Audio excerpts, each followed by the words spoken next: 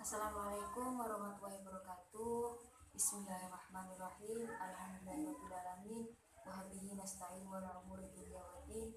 Wassalatu wassalamu asrafil anbiya'i wal mursalin Sayyidina wa maulana Muhammadin amma ba'du. Pertama-tama marilah kita panjatkan puja dan puji syukur kehadirat Allah Subhanahu wa taala yang dimana telah melimpahkan rahmat, taufik dan hidayahnya kepada kita semua, dan tak lupa pula sholawat serta salam kepada junjungan kita Nabi besar Muhammad SAW. Di sini saya akan memaparkan sedikit materi, yaitu yang pertama adalah didik akidah dan iman untuk anak kita, di mana fondasi utama masyarakat Islam adalah akidah Islamnya. Oleh karena itu, tugas pertama mereka adalah memelihara, menjaga, dan mengukuhkan akidah serta memancarkan cahayanya ke seluruh penjuru dunia. Akidah Islam tersebut terefleksikan dalam iman kepada Allah, para malaikatnya, kitab-kitabnya, para rasulnya, dan hari akhir. Sebagaimana Allah berfirman, yaitu Bismillahirrahmanirrahim, Amanar Rasulu bima unzila ilaihi min rabbil wal mu'minun kullu amana billahi wa malaikatihi wa kutubihi wa rusulihi la nufarriqu baina ahadin min rusulihi wa qalu sami'na wa ata'na ghufranaka rabbana wa ilaikal masir, yang artinya Rasul telah beriman kepada Al-Quran yang diturunkan kepadanya dari Tuhannya, demikian pula orang-orang yang beriman. Semuanya beriman kepada Allah, malaikat-malaikatnya, kitab-kitabnya, dan rasul-rasulnya. Mereka mengatakan, kami tidak membeda-bedakan antara seseorang pun dengan yang lainnya dan dari rasul-rasulnya, dan mereka mengatakan, kami dengar dan kami taat. Mereka berdoa, ampunilah kami ya Tuhan, dan kepada Engkaulah kami kembali. Quran Surah Al-Baqarah ayat 285. Para pendengar yang dirahmati Allah, akidah ialah yang membingkai cara pandang kaum muslimin terhadap alam dan Tuhannya, termasuk alam fisik dan metafisiknya, antara lain kehidupan dan apa yang telah terjadi, juga termasuk alam yang kasat mata dan yang gaib. Dan yang iman adalah, menurut buku Islamologi, adalah iman yang artinya ditulis oleh Maulana Muhammad. Iman artinya Islam diterjemahkan sebagai kepercayaan atau percaya.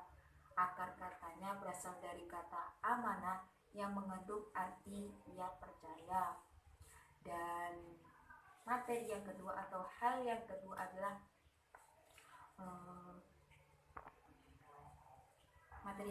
yaitu adalah ajarkan anak kita supaya rajin mengucapkan salam. Mengucapkan salam adalah bagian dari perintah Allah Subhanahu wa taala, karena salam merupakan doa baik bagi yang mengucapkan maupun yang mendengarkannya. Seperti firman Allah, yaitu faida dakhaltu buyutan fasalimu ala anfusikum, yang artinya, maka apabila kamu memasuki suatu rumah, hendaklah kamu memberi salam kepada penghuninya, yang artinya juga memberi salam kepada. Materi yang ketiga adalah anak-anak harus tahu tujuan hidupnya. Pengamalan ibadah merupakan bentuk syukur kita kepada Allah yang telah memberikan karunia dan segala kenikmatan dalam kehidupan kita sehari-hari, sebagaimana dijelaskan dalam surat Al-Quran, yaitu yang artinya, Aku tidak menciptakan jin dan manusia melainkan agar mereka beribadah kepadaku.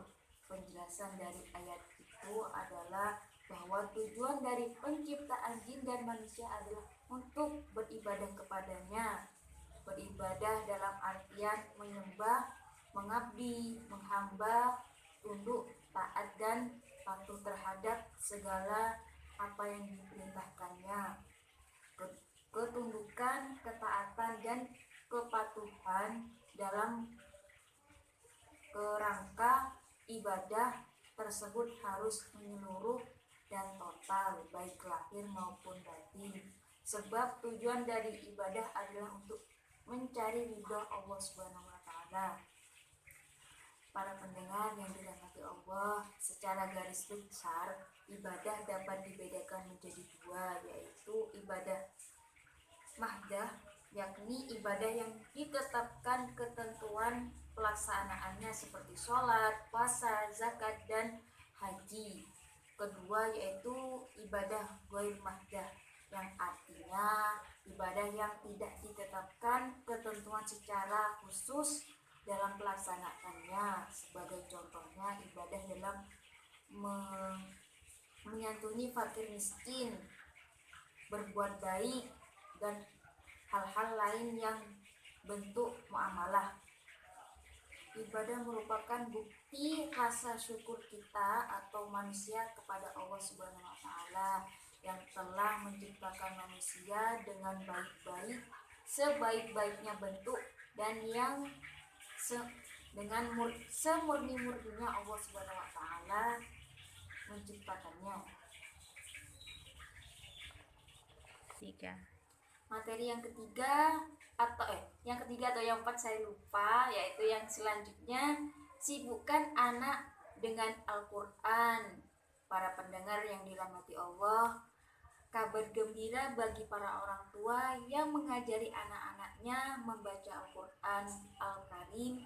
Allah Subhanahu wa taala memberi ganjaran dan pahala besar bagi para orang tua yang sabar mengajarkan kitabullah kepada anaknya,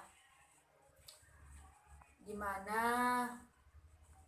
fadilah membaca dan mengamalkan Al-Quran adalah orang tua si pembaca akan dipakaikan mahkota pada hari kiamat yang cahayanya melebihi cahaya matahari, seandainya matahari itu berada di dalam rumah